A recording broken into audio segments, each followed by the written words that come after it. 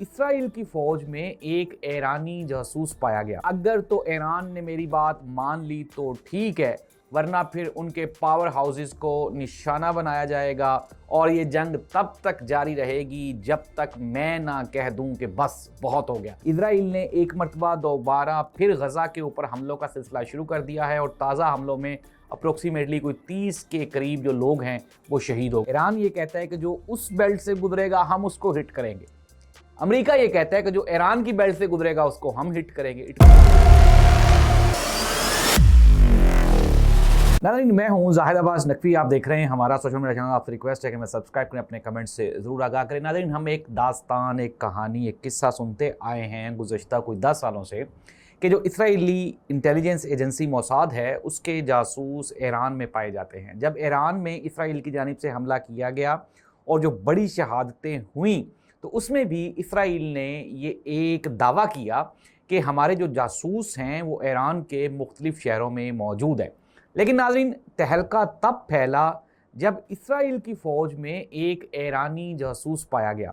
ये जो इसराइली फ़ौजी है, इसने पैसों के एवज़ जब हमला हुआ इसराइल के ऊपर ईरान की जानिब से और जब मिज़ाइल इंटरसेप्ट किए गए और जब मिज़ाइल हिट किए तो इसी इसराइली फ़ौजी ने उनकी फुटेज बना के तो ईरानी हुक्काम को दी। नाज़रीन, बुध के रोज़ जब ये बंदा ईरान के आला ऑफिशल्स के साथ राब्ते में था तो इसराइल ने ना सिर्फ इसका पता चलाया और फिर इसको गिरफ़्तार करके सज़ा भी सुना दी गई है।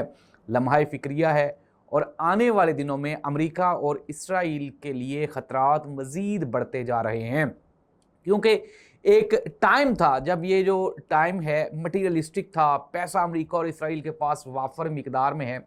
लेकिन ऐसी सूरत हाल में इसराइली फ़ौजियों का बिक जाना, इट मीन्स दैट कि वो अब उकता चुके हैं और तंग आ चुके हैं। डोनाल्ड ट्रंप ने कहा कि अगर तो ईरान ने मेरी बात मान ली तो ठीक है, वरना फिर उनके पावर हाउसेस को निशाना बनाया जाएगा और ये जंग तब तक जारी रहेगी जब तक मैं ना कह दूं कि बस बहुत हो गया।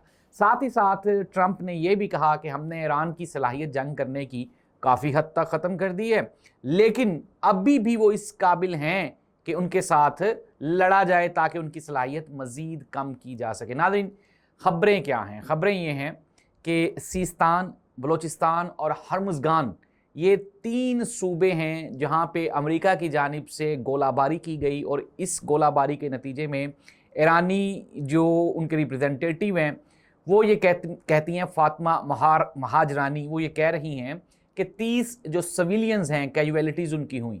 दूसरी जानिब अगर हम अमेरिका की बात करें तो वो ये कह रहे हैं कि इसमें 7 फ़ौजी भी शहीद हुए, मारे गए। वो कह रहे हैं कि 7 फ़ौजी भी मारे गए हैं और इसके अलावा और भी हमने जो ईरान की मिज़ाइल स्टोर करने वाली सलाहियत है उसको भी निशाना बनाया है और ईरान की जो फ़ौजी ताकत है उसको भी हम कम कर रहे हैं। लेकिन दूसरी जानिब जो ईरान के रिप्रेजेंटेटिव हैं उन्होंने कहा कि महकमा माहौलियात के एक ऑफिसर थे और उनकी फैमिली के 3 लोग इन हमलों में मारे गए और वो जो तीनों हैं वो सिविलियंस हैं और 30 सिविलियंस की अब तक हलाकत हो चुकी है। नाज़रीन, दूसरी जानिब इसराइल ने एक मरतबा दोबारा फिर गजा के ऊपर हमलों का सिलसिला शुरू कर दिया है और ताज़ा हमलों में अप्रोक्सीमेटली कोई 30 के करीब जो लोग हैं वो शहीद हो गए। इट मीन्स दैट कि वो जो एक आप ये कहें कि एक गैप आया था दुनिया में कोई अमन व अमान का, तो एक मरतबा दोबारा फिर टूटता हुआ दिखाई दे रहा है। ईरान अपनी तरफ से मुतालबात कर रहा है कि जी हमारे साथ ज़्यादती हो रही है और अक़वाम मुत्तहदा की जो करारदादें हैं उसके मुताबिक हमारे साथ जो मुआहदे किए गए हैं तो उस तरह से डील नहीं किया जा रहा। दूसरी तरफ अमेरिका ये दावा कर रहा है कि ईरान चूँकि हमारी बातें नहीं मान रहा तो हम हिट करेंगे। दूसरी जानिब सेंटकॉम जो कि अमेरिका का उनकी तरफ से जो रिप्रेजेंटेटिव हैं फ़ौज के, उन्होंने कहा है जी कि हमने आबनाए हरमुज़ में एक नया रास्ता बना दिया है और अब ये जो नाकाबंदी है उसका उन्होंने एक नक्शा भी जारी किया। उन्होंने कहा कि जो बहरी जहाज़ हमारे रास्ते से गुजरेंगे उनको प्रोटेक्शन दी जाएगी और जो ईरान की तरफ से आएगा या ईरान में दाखिल होगा जहाज़ उसको हिट किया जाएगा। नाज़रीन, सिचुएशन इंतहाई क्रूशल हो चुकी है। ईरान ये कहता है कि जो उस बेल्ट से गुजरेगा हम उसको हिट करेंगे।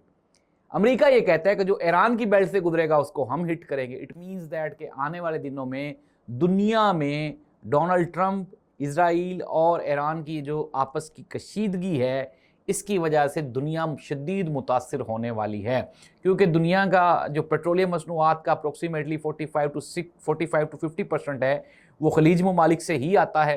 तो अगर ये सारा कुछ रुक जाएगा तो यूरोप कहाँ जाएगा। और नाज़रीन, सवालिया निशान ये भी है कि ये जो जंग है इसमें इंसानियत के ख़िलाफ़ जो जराइम हो रहे हैं इसका ज़िम्मेदार कौन है, और जो कैजुअलिटीज़ हो रही हैं हर गुजरते हुए दिन के साथ।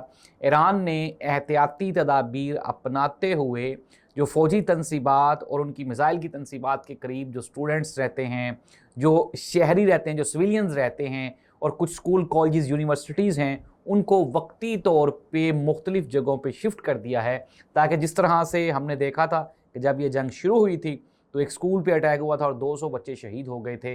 तो इसी तरह की कैजुअलिटीज़ से बचने के लिए ईरान अपनी एहतियाती तदाबीर उठा रहा है। नाज़रीन, इस तरह की मज़ीद वीडियोज़ देखने के लिए हमारा चैनल सब्सक्राइब करें और हमें अपने कमेंट से ज़रूर आगाह करें। अल्लाह।